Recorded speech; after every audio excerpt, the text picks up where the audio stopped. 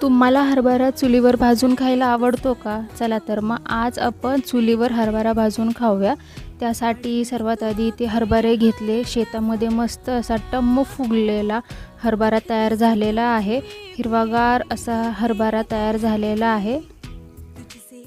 आता इथे चूल पेटलेली आहे आणि त्यावर हे हरभरा असा ठेवून चांगला हरभरा भाजून घेणार आहोत.